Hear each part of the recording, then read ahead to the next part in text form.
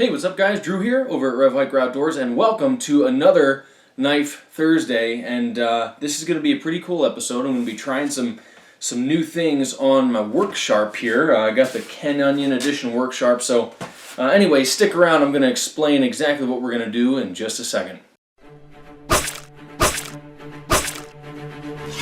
Alright guys, so in this episode, I've been wanting to do a review on this Ken Onion Worksharp for a while. Now this, I also have the blade grinding attachment, which just pops right off, and you can put the regular one that most people are used to seeing. But this one has a little extra. You can put bigger blades on it. Comes with the 1 inch by I think like 12 or I don't know, something like that. 1 by 20, I don't know. Whatever the belt size is, I can't recall at the moment. But anyway, it allows you a lot more freedom, and I sharpen knives with this. I don't use the regular attachment that has the little triangular guided thing. I don't really use that. I tried it like once, and it was okay. It worked good and everything. But I like this blade grinding attachment better with these larger belts. And this more open design. I kind of have more control over that. So what I'm going to do today is fix up a Tom Brown tracker. Now, I have these in for sharpening, and this is obviously an aftermarket sheath. It's really nice. It's Hedgehog Leather Works. Incredible work. Just beautiful leather work. Anyway, this is what a Tom Brown tracker is supposed to look like. This is one that I just sharpened on the Worksharp. You can see it's got that mirror edge. Okay, this thing is very sharp right now. Now, by design, these trackers are just sharpened pry bars, so this is not going to be like super slicey. I didn't thin down the profile. Okay, but this is what they normally look like for those of you that are unfamiliar. So that one's sharpened, ready to go. I just put a moderate edge on there. This one, before the customer sent it to me, he said, look, I've got one that's a little messed up, and I was wondering if you could maybe fix it. And I said, well, sure. And he goes, well, let me send you pictures before you agree to do it. And I was like, okay, well, maybe this thing is a little more beat up. And he said, it's a good thing you're a pastor, because this thing needs an exorcism. And I kind of had a chuckle at that. But anyway, again, here's what they normally look like, and here's what this one looks like. Okay, let's try to get a little close up here. This is normal. This is the beater. Okay, this is the one that now look, what he was trying to do was a good thing. He was trying to thin this out so it chopped and cut better, and he was trying to make this just a straight. He was trying to take like this little hook out of it and just make it a straight blade, which is cool. He just said I wanted this like a regular draw knife. Now I can touch this because it's completely flat. Okay, he ground it totally flat, trying to get this to the right profile. What he wants me to do is put an edge here, maybe flatten this out a little bit, and thin out this front portion a little more so that this sinks in. One thing I have noticed about the Tom Browns, and my brother has one and I've used it, is as much as they're choppers, when you try chopping on stuff, a lot of times it just kind of bounces out unless you hit it at a real angle. But if you're just trying to chop down, it just kind of bounces out because it's so thick. I mean, this thing is it weighs, a metric ton. It's indestructible, but it's not that great as a knife. Okay, it doesn't cut things great because of its thickness. It's like it has a thicker cheek than most axes. It's not really designed to be that slicey McSlicerton, I guess you want to say. So anyway, I'm going to take this and transform it, hopefully, into a slicer. So stick around, guys. Before I start, I usually keep this on the lowest speed. The Ken Onion, you can adjust the speed and set it. I keep it the lowest speed just to keep things safe. So what I'm going to do first is level this out since it's a little uneven. All right. So that's where we're going to start. I'm going to do that on this tray over here because I can get a nice hard line, and I'm just going to flatten that out.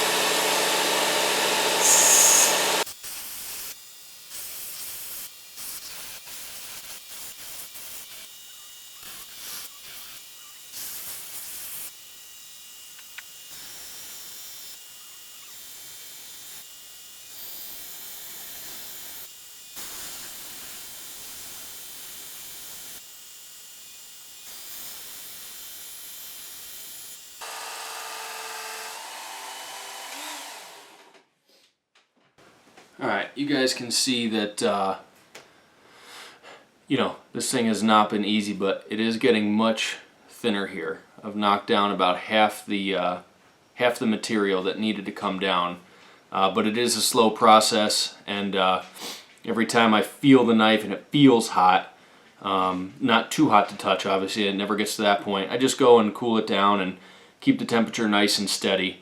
You know, there were some pretty deep grind marks in here. You can see here and here, so this bevel would not be, it's not going to be able to be like nice and even across because this grind is so uneven. But I'm going to do the best I can. You know, the guy, he wanted it sharp, and that's what I'm going to do. I'm going to end up sharpening this and thinning down this section here too. So well, let's just keep trucking. This is going to take a while, and then after I finally get an edge here, once I get it at the lowest grit, I'm going to move on and thin this stuff out with that same you know, coarse belt, and then work down from there. But this is taking longer than I thought. This 1095 is not grinding as easily as I thought it would, so this is definitely taking extra time. But you know, such is life. That's how things go sometimes. So yeah, I'm gonna turn the camera off for a little while till I get an edge on here, and then I'll bring it back. Alright, so you guys can see here that I've pretty much got this down to an edge. I can feel a burr on the whole thing, and when I run my fingernail down, I don't feel any flat spots. So I'm going to take a couple more passes with the coarsest belt, make sure I'm getting a bevel coming up on both sides, and then I'm going to switch to up here. So you can see it's coming along nicely. You can see the bevel where I've been grinding, the convex bevel, and again, it's not going to be even because the rest of the blade isn't even. But this edge has straightened out quite a bit. So that's what we're going for. Alright, let's get this burr up on both sides. Make sure everything's good. Now I have sped this thing up because it was just taking too long on the lower speed, so I have to take more breaks, but it's still removing material quicker than it was on the slowest speed.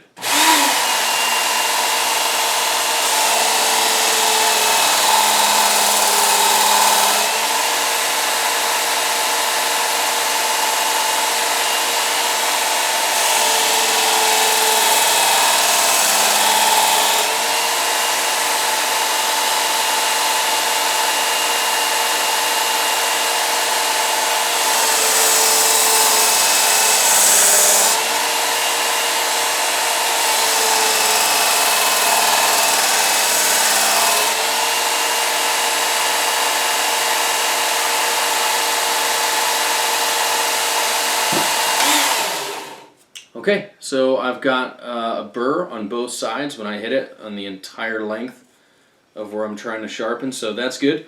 Now I'm going to move to kind of thinning out this stock in the front so that this thing chops maybe a little bit better than perhaps it once did.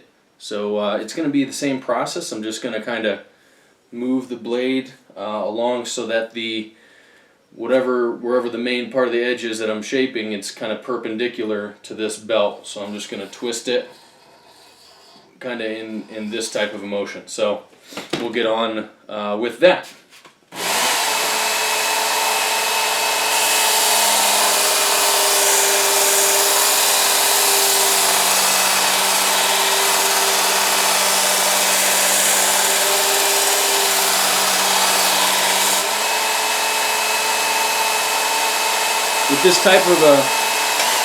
With this aggressive of a belt, you want to stop pretty often and make sure that you're not taking off more material in one area. So by the tips, it's really easy to round them off and blunt them. So you want to make sure that you keep more of your time spent here, because you're kind of turning when you're at here, so it's getting twice as much as the rest of the blade. So just be conscious of that when you're doing this.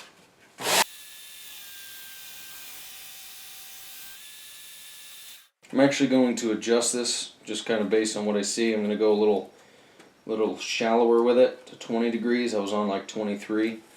So just to get a little more kind of stock off of this area not necessarily down by the edge, but up here. Take more thickness out of the stock. So I'm going to kind of go back and forth, always checking the blade for temperature, and just kind of work my way back and forth, a few passes on each side until I get this thinned out, and then I'll check back in. Okay guys, so we're at a point now where I've been bringing down the stock on the front of the blade, and I'll get this a little closer. Now you can see that the portions where I've been hitting are here and here, but this middle section, you can see a little better there, has not been getting hit, and that's where the bevel was originally. So what I've been doing with the Worksharp, which makes a convex edge, is I've been knocking down this and knocking down the edge to make both the main bevel and then, like, you know, this secondary grind that used to be here. It was very harsh at the edge, it has a very steep edge on the regular blade, and then like a really harsh transition. I mean, it's a grind. I say harsh, but because it's steep. So I've been knocking this down and knocking this down so it'll bite in better, and it has almost like a similar profile to an axe. Hopefully maybe I can get it there. So you can see that's about the profile of this part of the blade now. So obviously it's not going to be some super slicer, but it's thinned down considerably from what it was. If you look at the width of this down here versus what comes stock, you see that the bevel is much wider, and it's going to help that bite in a lot better and hopefully deeper. And then you can see the bevel there, and the, you know, kind of that second area that's being hit up here. Excuse me, on camera you can see where that's getting hit up here. So it's definitely thinned down the front of the blade quite a bit, but I'm at a bit of a stopping point because I'm at the point now where I'm starting to raise a burr here, and it's sharpening the edge. Before I was just taking down material, but now the convex is meeting here.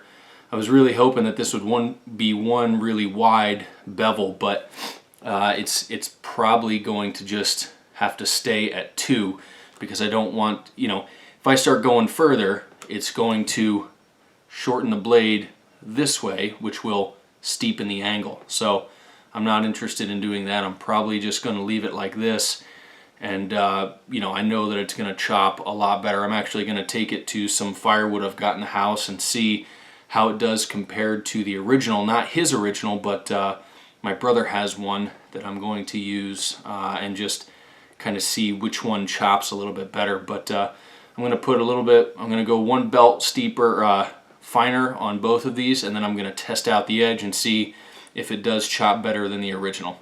Actually, scratch that. My brother moved to Atlanta and he took it with him. I thought he left it in my house, but he didn't. So yeah, I don't have anything to compare it to, but I will do some chopping with this to show you the improvements. Now, you know, I have a feeling this is definitely going to be better. The original Tom Brown bounces out quite a bit, and it really doesn't chop deep. So I'm going to get some seasoned firewood and see how this does on that. So let's go take a look.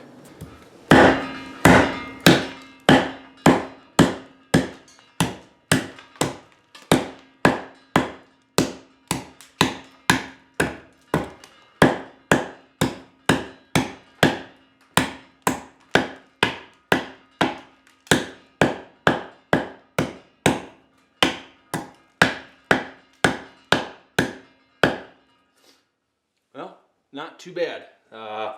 Went through a decent amount of wood there, and not a whole lot of time. This is walnut. This is seasoned walnut, so this stuff is super hard right now.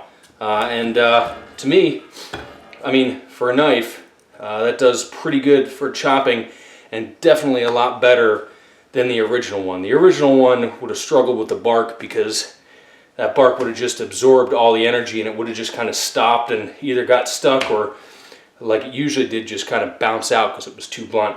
So let's continue on with the sharpening and get a nice polished edge on here.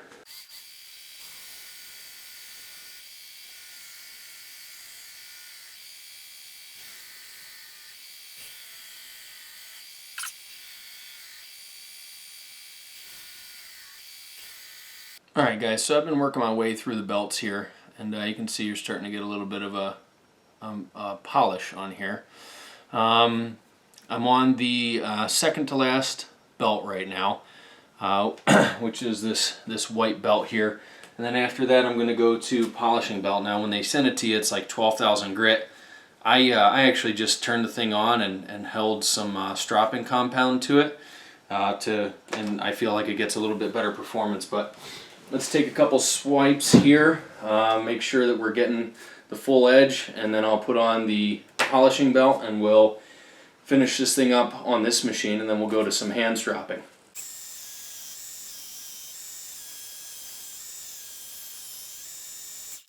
Alright, that's definitely looking a lot better.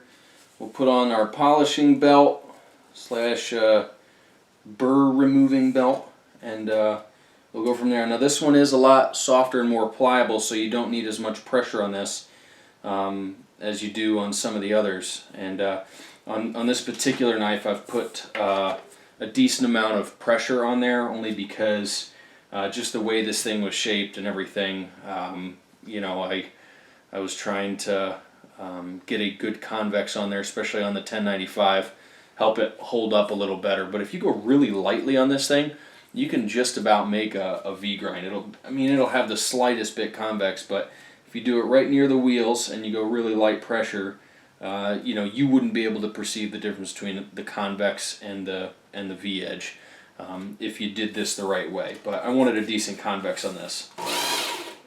Interesting thing, this belt has a different centering than the rest. For whatever reason, all my other belts will, you know, basically track with one setting, and then whenever this goes on, I have to change the setting.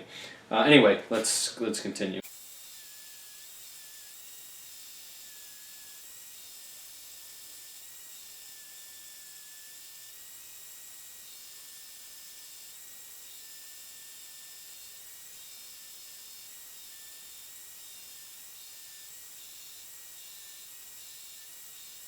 Okay, now let's test the sharpness on this knife. I got stuff all over me.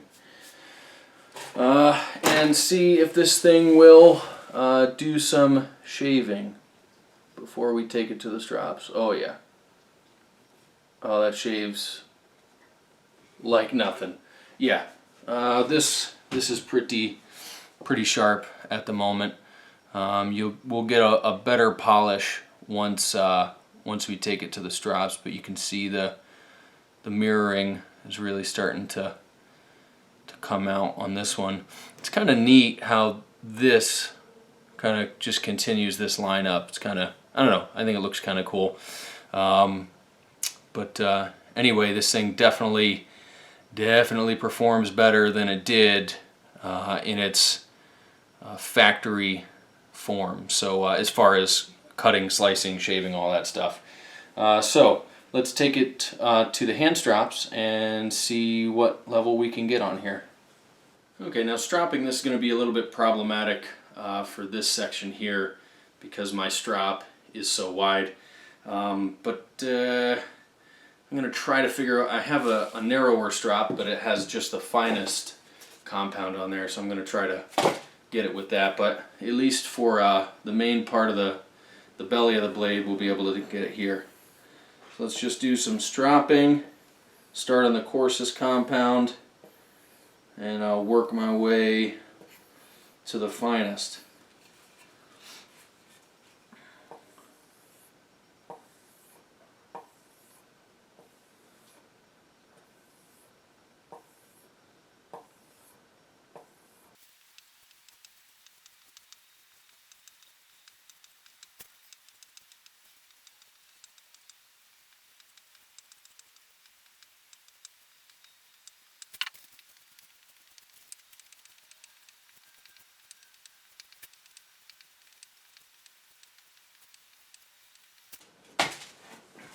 Okay, let's check sharpness again and see what this thing will do.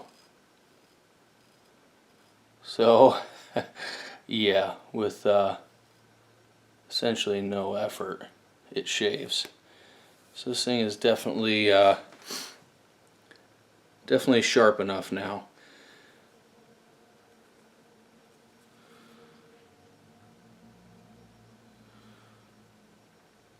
So let's see if we can strop this this little, it's almost like a draw knife. You could almost just take this and use it like a draw knife, but let's see if we can strop this edge a little bit. See if we can shave with that portion as well. Oh, just the right size here.